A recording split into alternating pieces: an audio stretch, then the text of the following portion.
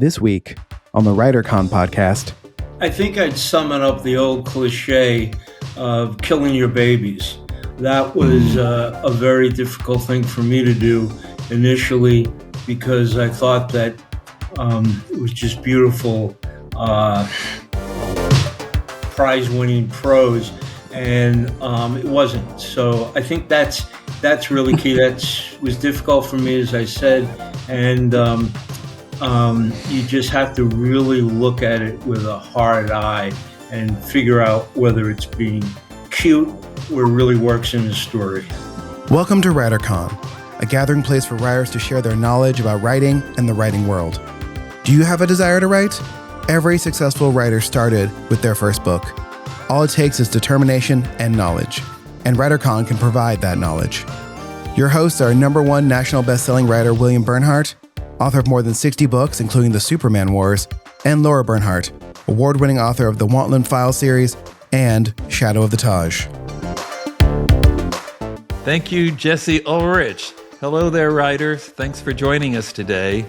This is, of course, our first episode of 2026, so I thought it might be instructive or possibly really embarrassing to look at the predictions we made a year ago and decide if any of them came true. And then on the next episode, we can make predictions for 2026 and set ourselves up for further embarrassment and look foolish when they don't come true because, you know, whatever else you want to say about the publishing business, it is not predictable. In fact, I might be willing to say after 35 years in this business, it's completely unpredictable most of the time. Okay, I went back and listened to our episode from a year ago, and here are what I'm going to call our three main predictions. Number 1, AI use will increase in 2025.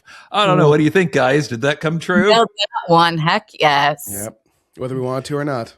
Yeah. Have you guys heard some of this? I mean, people talk about AI slop, but now there are even AI songs that are showing up on Spotify, and some people can't tell the difference.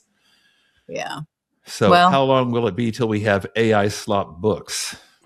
I think we already do. Yeah, this was our doom prediction, and it came true. Wow. I mean, are they labeled as such, or? I think in between now and last year, I feel like we talked about Amazon putting a restriction on the amount of books that could be uploaded in a day because people were just uploading AI slop books all day long. Wow. That's never been a problem for me. I know. Yeah. No, I don't think that they do. You know, when you go to upload a book, we have to mark whether or not AI was used to generate it. But I think the people who are uploading these books are not going to admit to that. I mean, that's never going to happen. So we have to be savvy consumers. We have to pay close attention, be smart about things, and pay attention to what you're downloading. Sure. Okay, prediction number 2. See if you can discuss this one without getting political. Tariffs will increase the cost of books in 2025. Did that happen? Maybe. I'm not, honestly. Yeah, it did. Yeah, I didn't actually buy that many books this year, so.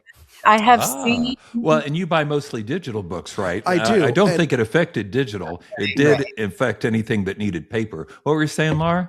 Yes, I guess I can't prove that it was tariffs, but absolutely, I noticed that book production costs increased, which means royalties decrease unless we charge more for those books that we put out there. And whether or not consumers are going to go for it is a problem. I think that I saw a decrease for sure, and I think it's because of the rising costs. Yeah.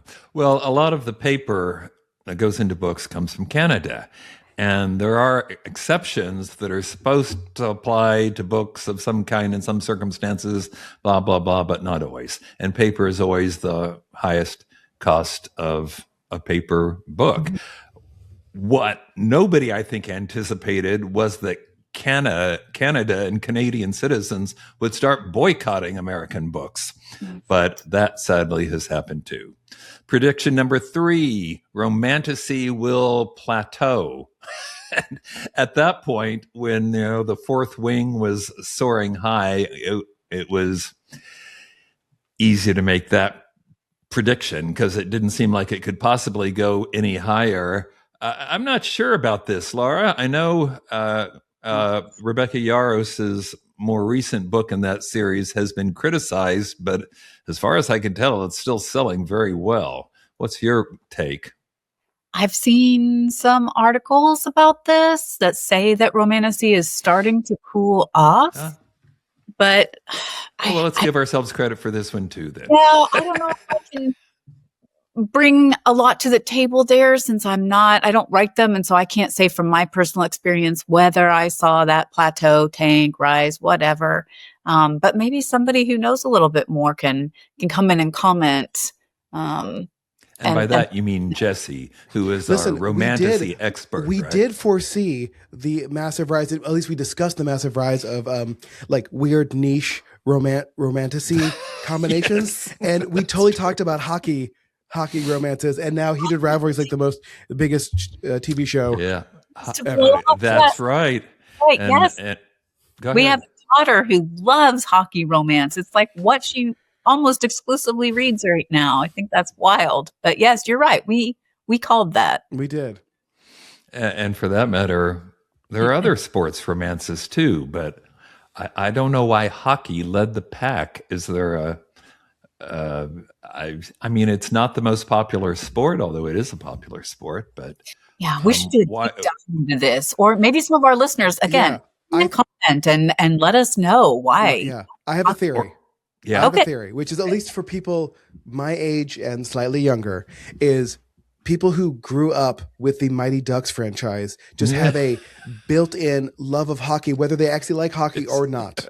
Whether they've been to a real game or not. Yeah, there's between Mighty Ducks 1 and Mighty Ducks 2, there's just like an idea that interesting things happen in hockey, even if we don't actually follow the sport. Right, all right. But it seems like there's more to explore here. Challenge to readers, to listeners and readers. Who's going to write the first pickleball romance? I mean, isn't that just waiting to happen? Yes. Oh, no. Now I have to go see. It probably exists already. But if not, we need to do it. Yeah. Or is the problem that pickleball is people my age, not young people like you like to see in romance novels? Well, you know what? There is an audience hungry for romance in later years. Absolutely. That makes sense to me, given the readership. Is that true?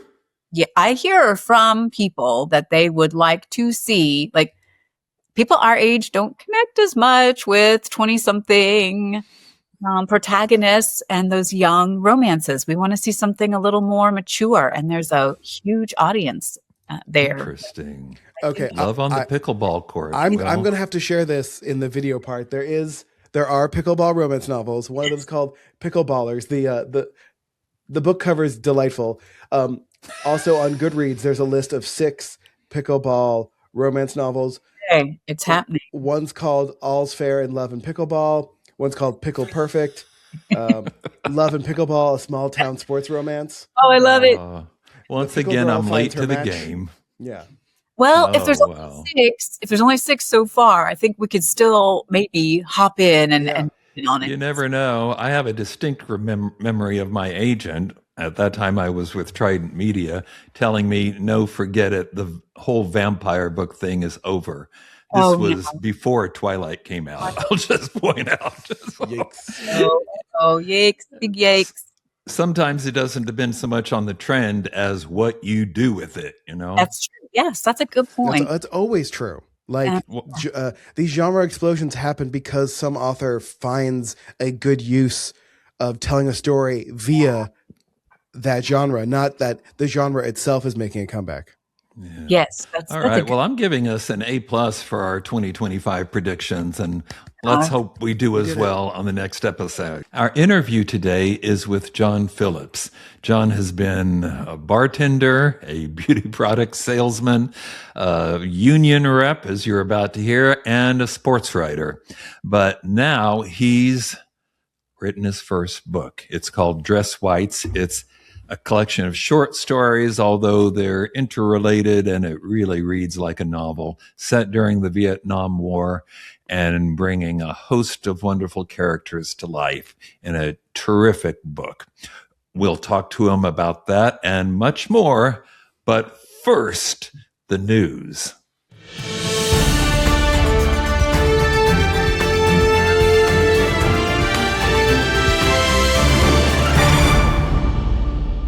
News story number one. I feel a little bad calling this news because it's about something that is not new, but the uproar, the protest from readers is new. What I'm talking about is readers revolting against excessive keywords in title.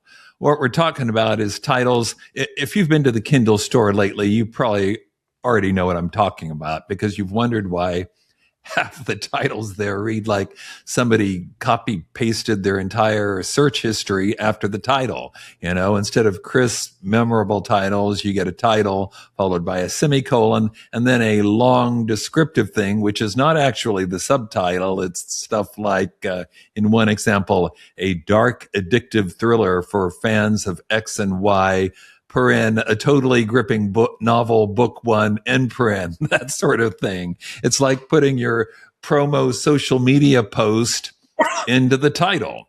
And of course, the reason people do this is because they're trying to attract the attention of the Amazon algorithm. Amazon's built this system where keyword-heavy titles are rewarded. They often perform better because they'll come up more times in response to what people are searching for when they use all those keywords. Self-published authors, small presses are doing it all the time, but they're not the only ones now. And, you know, if your business lives or dies by whether some stranger reader can find your book, the title stops being a search for something memorable and relevant to your book and becomes, you know, this strategic battleground. Jesse, we know that you buy digital books. So would you read a science fiction novel that really interested you, but had all of this stuff attached to it? I think by the time I do read one that is like this, it's going to be done ironically by a well-established author. Now, that would be funny, yeah. Yeah. I 100% Neil Stephenson has already thinking about a funny way to title a book via this. Mm-hmm. So, I mean, here's the thing. I get it. Like, Amazon has never actually been good at search, display, and whatnot. And so if you are an independent author, you're going to try to do whatever you have to do to get your book in the front of the store. Yeah, right. That's right. But if it's angering your customers, then you'll stop doing it. That's a good point. I've seen how-to articles written about this, blogs, posts, articles telling you how to use this to your advantage because indie authors have to do whatever they can to try to get some eyes on their books and get it out there. So is this something you would do? You've got books out there. I don't, because I see that and I think, well, now that's screaming that that's an indie author trying to get attention on a book that maybe can't get attention otherwise. But I'm older, you know, I'm not the younger crowd. But it bothers me to see that all stuffed in there. To me, it looks unprofessional. I haven't ever been a fan, but I wouldn't criticize somebody for trying it, especially if it worked for them and it helped them find more readers and bring more people to their books. Well, I know in my series books, at least for, say, the Daniel Pike books, each one has paren, not semicolon, which suggests a subtitle, but paren, Daniel Pike legal thriller series book 5 or whatever it is. Sure, that's kind of that thing. You're trying to capture people who are searching for legal thrillers, and that makes sense. Yeah, just clearly labeling the series title and which book it is in there. That I think is helpful so that readers don't have to go search. If it catches their attention and they realize that it's part of a series, I think having that front and center, this is actually book 3, makes it much easier for them to go and find book 1. If you're a purist like me, you got to start at the beginning. So maybe if you don't notice it until book 3 or 4, I think that's helpful. I think that's the most important thing, is helping readers not have to work too hard when they're trying to find their next read. Truly, I've read a couple of series of books recently where they don't say what number it is, and I'm constantly having to check the internet to make sure I'm reading them in the right order. And like, that is actually very frustrating. Yeah, I agree.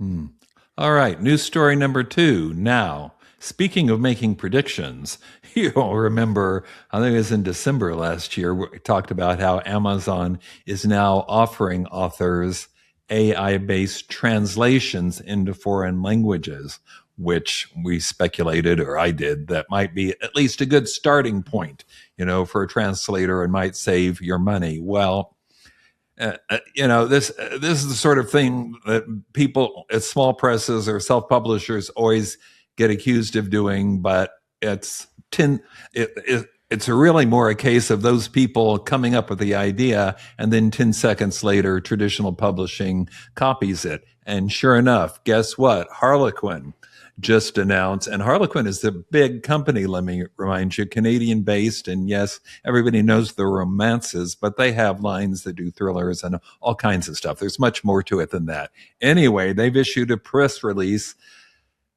acknowledging that some of their divisions, including the French one, are using software to do AI software to translate their books into French or back from French to English, which is saving them a lot of money. Their sales apparently have dipped in some countries, and this is their way of trying to recapture the market. Although they have emphasized that none of their books is strictly an AI translation. They just start there and then give it to a translator who fixes it up and theoretically makes it better. Okay, Lara, I bet I know what you're going to say, but does this sound like something you would ever use or read, for that matter? I think we talked about this before. This is exactly what we said. Even if you use it as a starting point, you have to have a human being come in and listen. Yeah, they're doing that.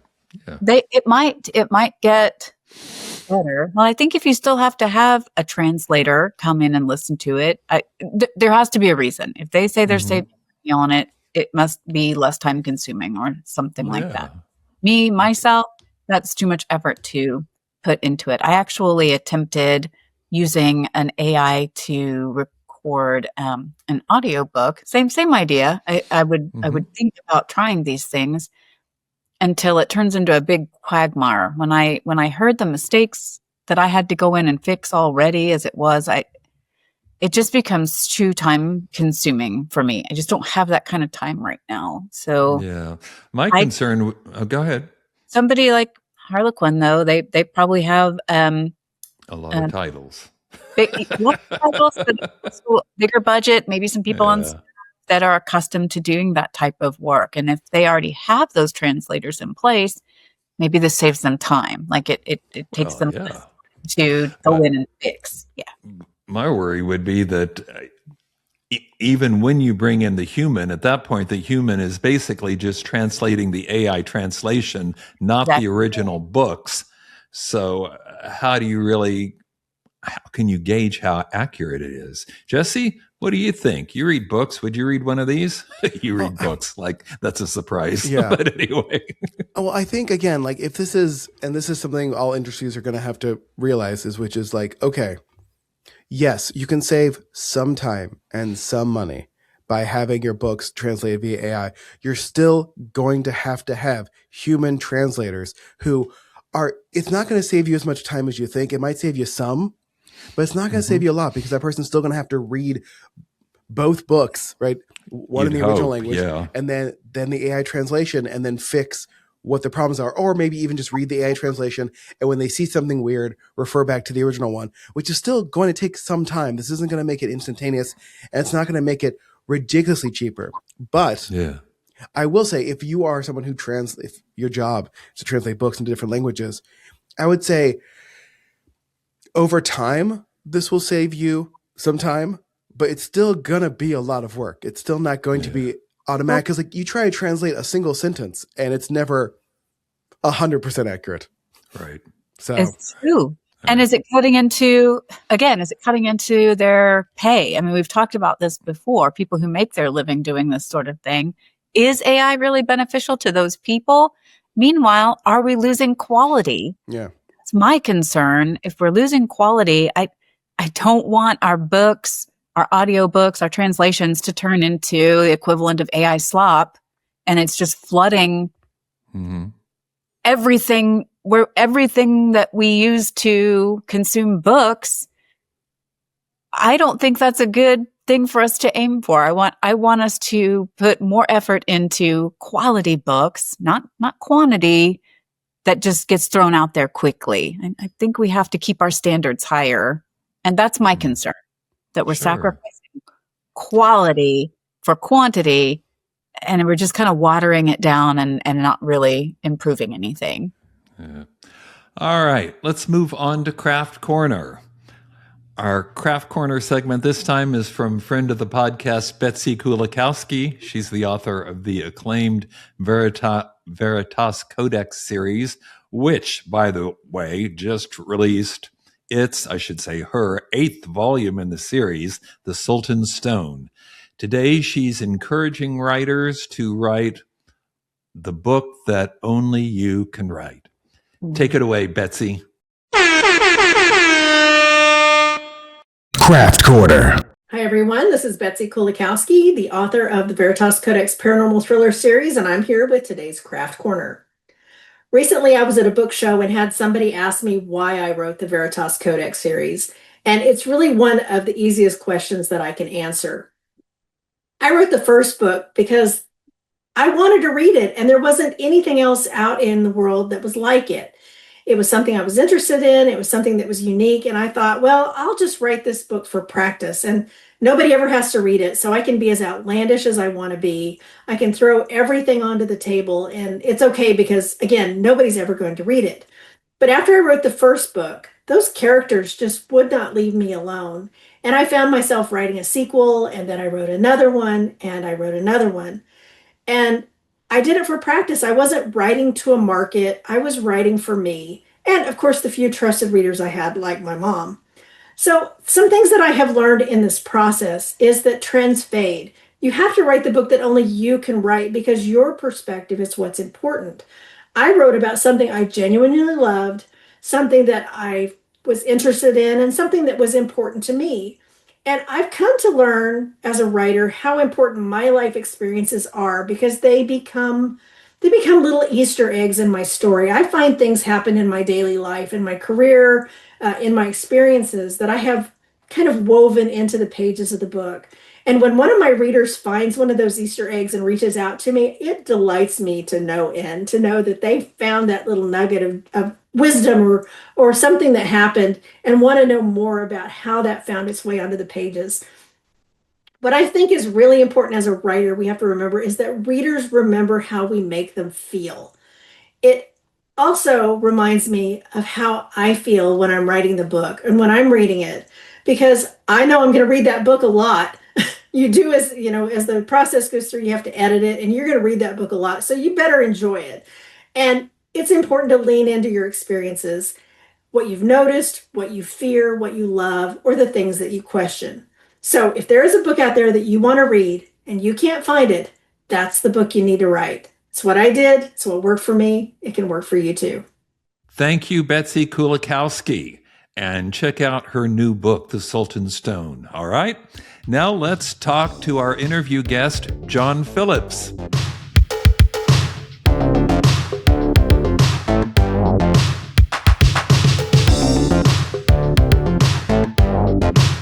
John Phillips, welcome to the podcast. Well, thank you, Bill. Thank you very much. Appreciate the opportunity, for sure. I'm so glad you could be here. All right, traditional first question. I think you already know what it is going to be. If you could offer writers one piece of advice, what would it be? I think I'd summon up the old cliche of killing your babies. That was a very difficult thing for me to do initially, because I thought that it was just beautiful, prize-winning prose, and it wasn't. So I think that's that's really key. That was difficult for me, as I said, and you just have to really look at it with a hard eye and figure out whether it's being cute or really works in the story. Yes. It's good. And sometimes I think the writer is not the best judge of that, but you have to go with your own instincts. No, he isn't. He or she isn't.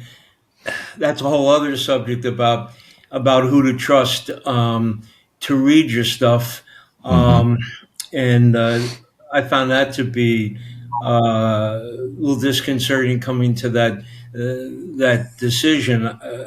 For instance, and please stop me if I'm rambling too much, but my wife has been a reporter for many, many years, Wall Street Journal, Reuters, etc., and is a good writer. But I did not show her Word One until after the book was accepted, because I don't think it's just my personal thing. Other people work differently. I don't think it's fair. It would be fair to her. And I couldn't trust myself to believe what she said. Was she pulling punches? And I just needed real sort of unencumbered response to my work. So I think that to me, that's a whole complicated thing. I don't do bookshop, bookworking, or whatever they call it. But for that same reason,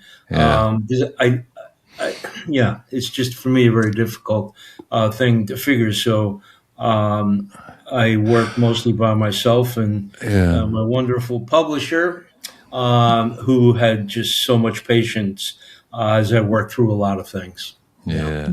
Well, we all work differently. I have many hands looking at my work, although only after I think it's done, including Lara. But I am a little, sometimes you got to take input, not talking about Lara's, but any input with a grain of salt, because particularly when you're writing a fiction, nobody knows the story as well as you do, right?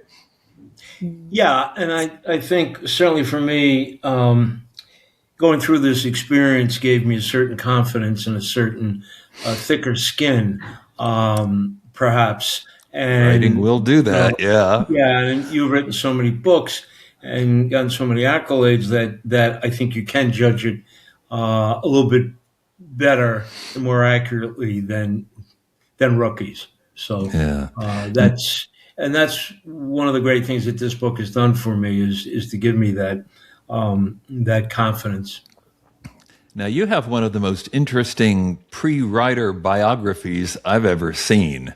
You were a bartender, a beauty product salesman, a union rep, and that's all before you got to sports writer and writing, correct? Yes, the union rep was overlapping. I was the president of the union at Reuters, and then when I left Reuters after being a sports writer, then I went full time as a union rep for several years. So there was both before and after Reuters, union rep business. And beauty product, tell me you weren't an Avon person going door to door. Were you? Were you? Yes. That's mostly because while I was in college and a little while after that, I worked for a supplier, and I would go through Bayonne, Jersey City, Brooklyn, those areas, with samples and products, and to beauty saloons and salons. That might be more appealing, but anyway. Yeah, exactly. So that's where the beauty product salesman comes in. And the bartending was my father's bar on Staten Island. And I've come to realize over the years, and sort of really came home to me a couple of years ago, what a traumatic experience that was for me to run it. My father got sick in the hospital. I had to leave college and come home and run the bar. And so I'm this fancy free, whatever the cliche is, college boy, running around chasing girls and maybe going to school, going to classes, to coming home to a real blue collar ball and beer joint, and having to adjust that to that. And some of my relatives and friends have said that's where my accent really started to change, become more Brooklynese, because I had to fit in. Yeah, I was already a young whippersnapper, tending bar at a ball and beer joint, as I said. And you could not give off any whiff of college, any whiff of being other than wouldn't fit in. Guys I grew up with, they grew up with. And then you segued into sports writing, and I know you've covered like the Olympics, the World Series, the Super Bowl, and many. Might be some sport you've missed, but you've covered a lot of them. How'd you get into sports writing? Well, actually, sort of ironically, my father was a sports writer many years ago, but I went into public relations, and then didn't like that. And a friend of mine, there was an opening at Reuters on a very, very junior level, and the boxing beat opened up, unfortunately, through death of the boxing chief guy. And Reuters, there are a lot of fancy kind of boxing was kind of beneath them. They wanted to do tennis, they wanted to do figure skating and all these la-di-da things. I wanted to do boxing because I was fascinated by that world. And so I was able to put my bid in to be the boxing guy. And then at Reuters, the largest news agency in the world, I might add, so I did that, and kind of it was one of these situations that there wasn't much guidance at all. It was, okay, go cover this title fight, go cover Tyson fighting Larry Holmes or whatever it is, and write us a bunch of stories. Well, after a very nervous start, like, well, okay, what kind of stories do you want? They hemmed and hawed. They didn't really know. So my philosophy came to be, stop me before I kill again. So I just wrote the hell I wanted to write. They were more columns than they were the typical wire service, bing, bing, bing, bing, and you're out of the story, 800 words and you're out. They were, because the Reuters people in London didn't have a clue what they really wanted. And, I wrote stuff I wanted to write. I wrote about the people around boxing. I really, frankly, could care less about the hooks and the jabs and how he doubled up on his jab to throw, right to the head, that kind. I did that, but I had to write that, of course. But I was more interested in the people around boxing. Fascinating characters. And I have to tell everybody who might not know it or think about it, at the championship level, fighters, boxers are very bright people. Mike Tyson was a very bright person, ignorant, gross, and antisocial, but a very, very bright guy. And you have to be a champion, because you have to be able to figure out very quickly, or you're going to get your head knocked off, what the other guy's going to do, what his reactions are to what you do. And I think I'm rambling a bit, so I will stop there. I want to ask you about your new book then, and then, Lara, I'm hoping you'll jump in and ask about the writing process. But you have published, John, your first novel, Dress Whites, correct? Tell us about that. Yes, it's a collection of short stories. And they are about the people left behind during the Vietnam War era, the people on the home front, the wives, the young wives, the girlfriends, the brothers, mothers and fathers, friends left behind. What was it like during those years to be, and afterwards, and the impact. The stories follow a range from the Vietnam War days themselves all the way 15, 20 years later, and what happens in the somewhat often the dramatic repercussions of having lived through that period, as I did, and as I tried to deal with being of draft age, and all around me, people. It was a very tumultuous time, as you know. America, love it or leave it. This was a just war. Rah, rah, America. Dealing with that. Do you want to be drafted and go hump a gun through the jungles, or do you want to try to avoid it? And those were very, very difficult years. So that's pretty much what it is. I have a young widow at 23. What happens to her? I've got a guy from Spanish Harlem. What happens to him and people he knew? I've got a fighter comes back from Vietnam and settles in Las Vegas to try to make enough money to find his Amerasian daughter that he left behind in Vietnam, and about her, and she finally comes to the States. So it's that kind of a thing. It's not a war book per se, but it certainly is the ramifications of that war.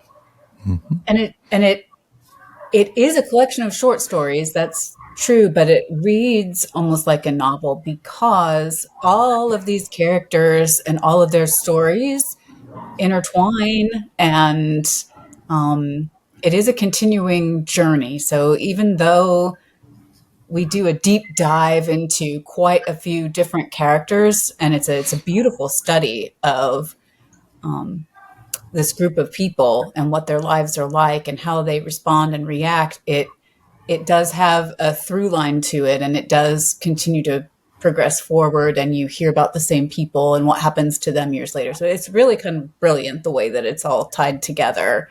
It's a really interesting read. Beautifully put, Lara. Thank you. I don't know why I couldn't have. I mean, thank you. So we'll just cut out what I said and put you in that section. I think not. But no, and it's beautiful. It is. It's literary. It's very literary, and a careful examination of the human experience. It's cool. Really moving book. And hearing about your experiences as a writer covering boxing matches, it makes total sense. One of those stories that you tell about Calvin, for sure. Where did the rest of the ideas come from this book? Are the characters based on people you knew, stories you heard about? How did that all come together for you?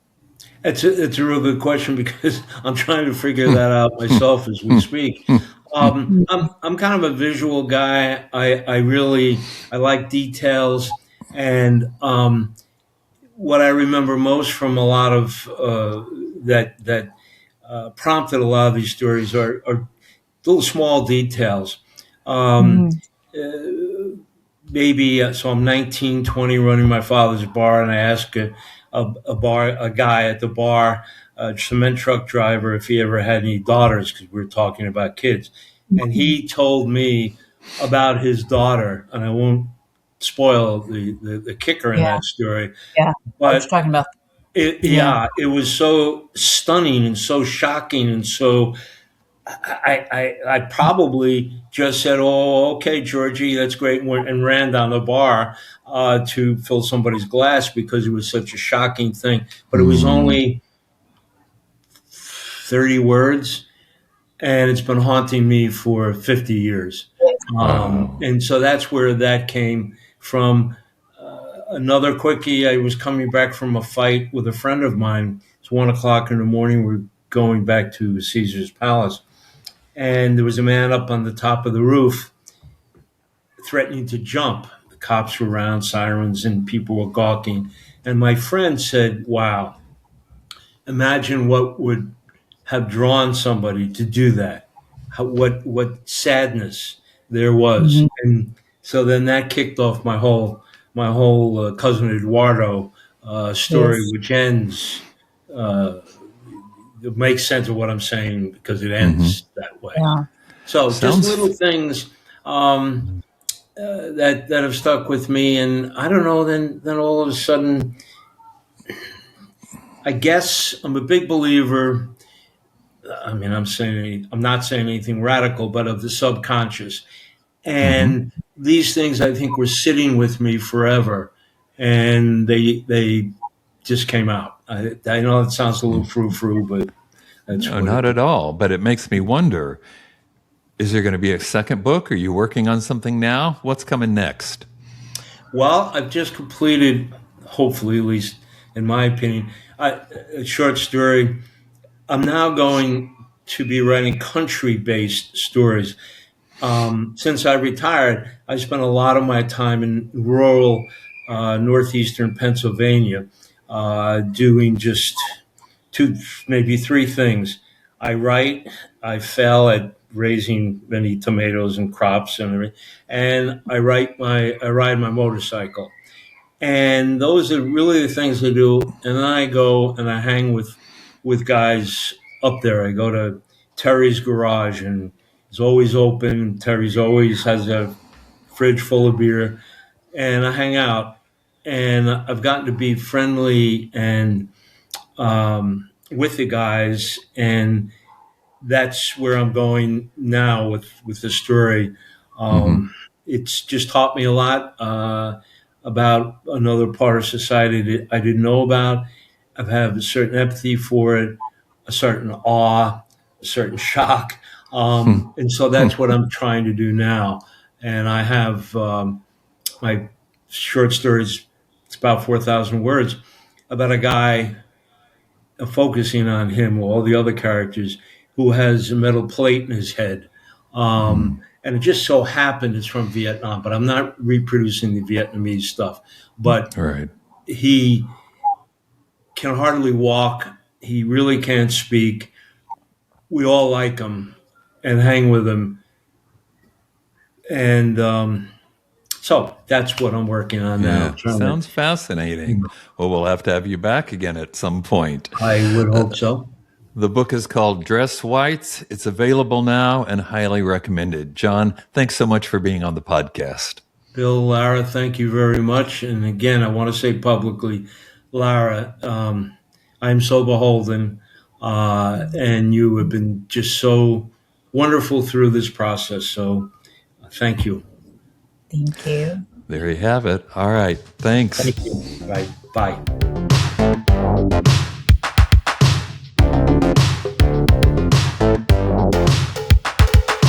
Just a few parting words. We are not even 2 months away from the WriterCon cruise, and I hope you will give it some thought. It's a wonderful experience, not only a fun cruise, but a great opportunity to get on hands-on writing instruction, more than 20 hours, only when the book is at sea, not when we're in a port, and learn from not only Lara and I, but Betsey, who just did the Craft Corner, is going to be there, and Catherine Sands, one of the top agents working today, will be there. She has already said she's willing to speak privately, like one-on-one with every single participant on the cruise. So that, plus a beautiful cruise, scenic experience. What more do you need? It's March 7th through the 15th. Visit our WriterCon website. That's www.writercon.com and check it out and register. All right? Until next time, keep writing. And remember, you can't fail if you refuse to quit. See you next time.